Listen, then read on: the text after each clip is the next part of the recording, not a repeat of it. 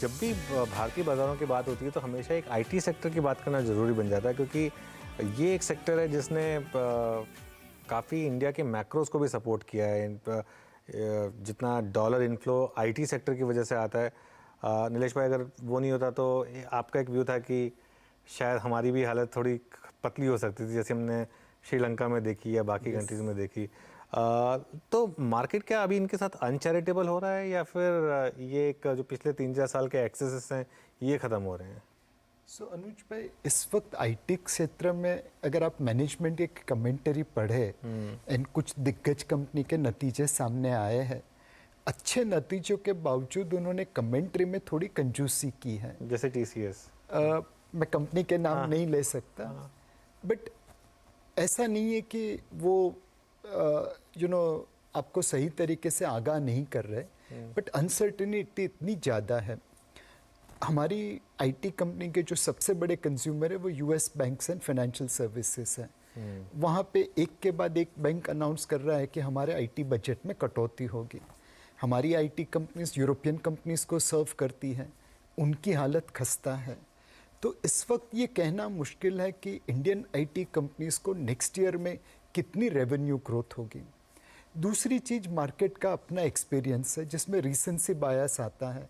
अगर मैंने पिछले 6 महीनों में किसी सेक्टर में पैसा बनाया है तो मेरा आउटलुक उसके ऊपर जनरली पॉजिटिव रहता है। पिछले 6 महीनों से आईटी सेक्टर में किसी ने पैसा नहीं बनाया तो वहीं पे भी थोड़े खट्टे अंगूर जैसा मूड बना हुआ है।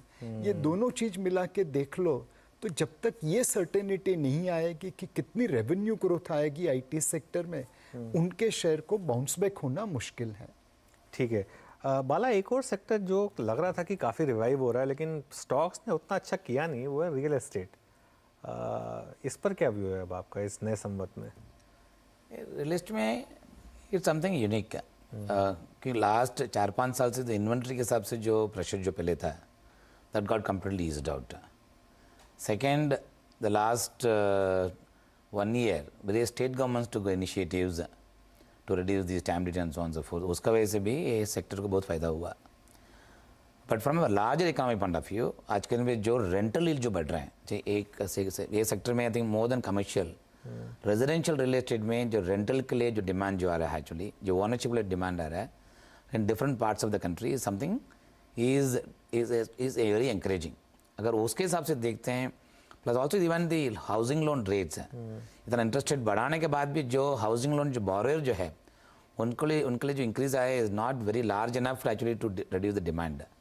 सो from that angle if you see affordable housing में wherever the price range is in certain range, say 5,000 to 7,000 rupees kind of range, I think there is a demand. Ownership for owning a housing is increasing.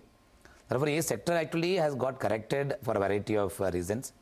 But ये मेरे हिसाब से sometimes these sectors gets pushed up very aggressively क्योंकि ये growth permanent रहेंगे करके the generally sectors gets pushed up. But इनका cash flow is something, though we know what is going to be the cash flow, but they of course go through the working capital keeps increasing and so on and so forth. Therefore उसके valuation के हिसाब से impact हो जाते हैं. But this sector is something should be watched out from the ownership point of view. Again one has to take आज के दिन पे जो पहले जो real estate में risk तो जो चल रहा था, especially related to the consumer